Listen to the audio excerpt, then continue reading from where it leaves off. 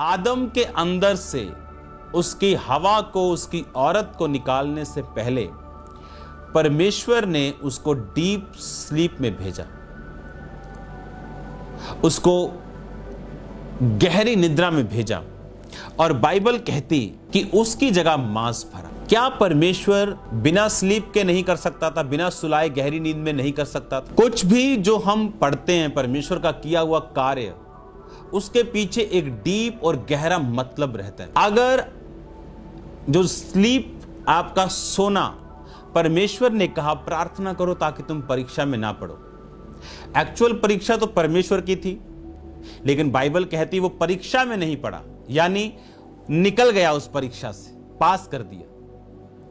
और पतरस जो सोया हुआ था, अपनी स्लीप के ऊपर कंट्रोल नहीं था, लिखा अगले दिन उसने परमेश्वर का इनकार किया। इनफ ऑडेसिटी होने के बावजूद, इनफ दलेरी होने के बावजूद, खुदावन तू मरा, तेरे साथ मर जाऊंगा। और ये सच्चा था, सच कह रहा था। परमेश्वर को मालूम था पर ये तेरा जोश है, आत्मा नहीं। और जोश फेल हो जाते हैं आत्मा के आगे। जोश खरोश में बड़े लोग सेवा के लिए उठते हैं, बड़े जोश के साथ उठते हैं, लेकिन जब तक आत्मा आपके साथ ना हो, आपका जोश कुछ नहीं कर सकता। आप ना तो जेलसी से स्टार्ट करो, जब आप किसी को दिखाने के लिए सेवा स्टार्ट करते हो तब भी नहीं कामयाब होती। किसी के, आपको प्योरली वर्ड ऑफ गॉड में रह के काम करना पड़ेगा, अपने विवेक को क्लियर करना पड़ेगा, ताकि गॉड्स प्लान आप पे जाहिर हो, आपने क्या करना है। और ये बहुत इंपॉर्टेंट है जो मैं आपसे कह रहा हूं। अब स्लीप का जो विषय, अब जो पतरस सोया और बाइबल कहती अगले दिन वो परीक्षा में था और परमेश्वर ने कहा था अब तुम सोते रहो, क्योंकि अब घड़ी आ पहुंची। इमेजिन करो, खुदावंद ने आपसे सपने में बात करनी और रात को 2 बजे आपके कमरे में पिक्चर चल रही, मलंग। आप सोचो परमेश्वर आपसे क्या बात करेगा। आपने अपनी लाइफ को, अपने माइंड को, कॉन्शियस को डिस्टर्ब कर लिया और अब रात को खुदावन आपको चेतावनी के जरिए बता सकता है कुछ, लेकिन आपको बिल्डिंग प्लान नहीं दे सकता। अगर मैंने अपने सपने में मसा पाया, उन दिनों में फोन्स ऐसे नहीं होते थे, दूसरे फोन होते थे। जहां मैं था वहां इंटरनेट नहीं था, टीवी था और एक ही चैनल चलता था वहां पे क्रिश्चियन, और 2-3 चैनल चलते थे न्यूज़ के, वो भी अच्छी वाली न्यूज़, जो क्लियर भड़काऊ न्यूज़ नहीं। 1-2 चैनल क्रिश्चियन थे, बस वो था मेरे रूम में 21 दिन के लिए। बस प्रोग्राम देख लिया परमेश्वर का, सो गए, प्रेयर की, खाया, सो गए, फास्टिंग कर लिया, सो गए। सपने में परमेश्वर मुझे मसा करने के लिए मेरे स्पिरिचुअल फादर के रूप में आता था, और जब मैं उठता था मेरा माथा, मेरा सिर फुल अनॉइंटेड। मुझे सिर्फ सपनों की बात नहीं थी, क्लियरली मुझे फील होता था कि अनॉइंटिंग को मैंने रिसीव किया। आपकी स्लीप कैसी, सोने से पहले आपके काम कैसे हैं? अगर आप वर्ड ऑफ गॉड को डिक्लेयर करके प्रेयरफुली, बिब्लिकली नहीं सोएंगे तो परमेश्वर के लिए मुश्किल होगा सपने के जरिए आपको बिल्ड करना। आपका कॉन्शियस, मैंने ये आपको जो बताया आपको बड़े ध्यान से समझना है। आप जितना अपने आप को क्लियर, क्लीन और अलग टाइम में रखेंगे, उसी दुनिया में रह के, आपको पहाड़ों पर नहीं जाना है, उतना अधिक आप अवेलेबल होंगे और आप टचेबल होंगे खुदाबंद के लिए, कि वो आपके कॉन्शियस से, आपके स्लीप से बात कर सके। आप मार धाड़ वाली पिक्चर्स देखो, आपका कॉन्शियस डिस्टर्ब होगा और आपको बाद में मालूम होगा कि नहीं, मुझे ये नहीं देखना, चाहे सुपर हीरो की क्यों नहीं। क्योंकि हम टोटल अलग ताई में बुलाए गए, हम दुनिया की तरह नहीं बुलाए गए। और जितनी जिम्मेवारी किसके ऊपर ज्यादा है, उसको उतना ही काम करना पड़ता है, उतना ही कॉन्शियस अपना क्लियर रखना पड़ता है,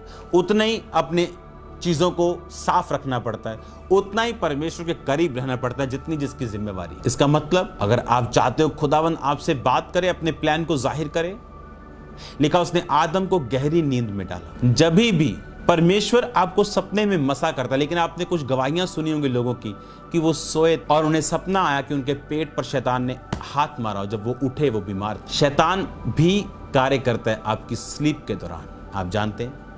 लेकिन जितना आप अवेलेबल खुदा के लिए हैं और प्रभु में हैं, तब आपकी स्लीप में परमेश्वर कार्य करेगा। और अगर आप परमेश्वर में हैं लेकिन परफेक्ट लाइफ में नहीं, तो आप एक तरह से ऐसे जीवन में होंगे जहां परमेश्वर आप पे गहरी बातों को सपने में जाहिर नहीं कर रहा, लेकिन आप नॉर्मल लाइफ को, एक ब्लेस्ड लाइफ को जी रहे हैं। और ये मैं उन लोगों की बात कर रहा हूं जो 2.5 घंटे प्रेयर करते हैं, वह ठीक ठीक लाइफ परमेश्वर में जीते हैं। जो बिल्कुल प्रेयर नहीं करते उनकी मैं बात नहीं कर रहा हूं, क्योंकि ये गॉड्स प्लान की मैं बात कर रहा हूं, जो उन्हीं लोगों के ऊपर रहता है जो इन चीजों से पार कर चुके हैं। अब सपने में, स्लीप में लिखा, परमेश्वर ने आदम को स्लीप में डाला और वो निकाला जिसको आदम को जिस चीज की जरूरत थी। आपको जिस चीज की जरूरत है परमेश्वर जानता है। जब आप उसके कामों में होते हैं और आपकी स्लीप गॉड्स कंट्रोल में होती, तो परमेश्वर आप पे जाहिर करता है चीजों को। सन 2018 की बात है ये। आपने, अगर आप फेसबुक पे चेक करें या आप दोबारा पीछे जाएं, एवरी थर्ड डे क्रूसेड होता था, क्योंकि हर बंदा चाहता था मार्च और अप्रैल में हो, क्योंकि पंजाब में जमीनें खाली होती। 32 दिनों में मैंने 18 मीटिंग्स की थी। और आप जानते हैं कि ये मीटिंग सिर्फ कैसी होती थी। हर मीटिंग में लंगड़े, हर मीटिंग में अंधे, हर मीटिंग में बहरे। क्रूसेड्स बड़े बड़े, लाखों लोग, 5 लाख, 7 लाख, 2.5 लाख लोग। आप जानते कितने बड़े क्रूसेड जब होते हैं तो होते हैं। और मैं सो रहा हूं और मैं सोने से पहले सोच रहा हूं कि मैं शारीरिक रूप से परमेश्वर थका हुआ महसूस कर रहा हूं, क्योंकि इतना काम, उसके बाद चर्च बन रहा है, उसके बाद काम चल रहा है, उसके बाद ऑफिस वर्क, 500 स्टाफ, आप इमेजिन करो। और मैं सोया हूं और मैं सपने में क्या देख रहा हूं कि दूत मुझे कह रहा है उठ और जिम कर। और मैं सपने में जिम कर रहा हूं। और जब मैं उठा तो मैं इतनी ताकत महसूस कर रहा था अपनी बॉडी में कि मैं 32 मीटिंग्स और कर सकता था। मैं ये नहीं कहता ओवरवर्क करो तो आप, स्वर्गदूत आपको सपने में हमेशा ब्लेस कर देंगे। हमें बुद्धि भी खुदावंद ने दी है। आप हमेशा पिज्जा खा के आप स्ट्रांग नहीं रह सकते। हमें परमेश्वर ने नेचर भी दी है, उसके साथ चलने की बुद्धि भी दी। आप हमेशा रॉन्ग डाइट खा के आप हीलिंग की प्रेयर नहीं कर सकते, ये मूर्खता है। इसलिए परमेश्वर ने आपको न्यूट्रिशनिस्ट, आपको डॉक्टर दिए हैं, आपको डाइटिस्ट, आप डाइट ले सकते हैं उनसे। इसलिए परमेश्वर ने आपको बुद्धि भी दी। जब मैं उठा तो मेरे पास हेवनली स्ट्रेंथ थी और मैंने ये टेस्टिमनी दी थी। वो जानबूझ के ओवरवर्क नहीं था।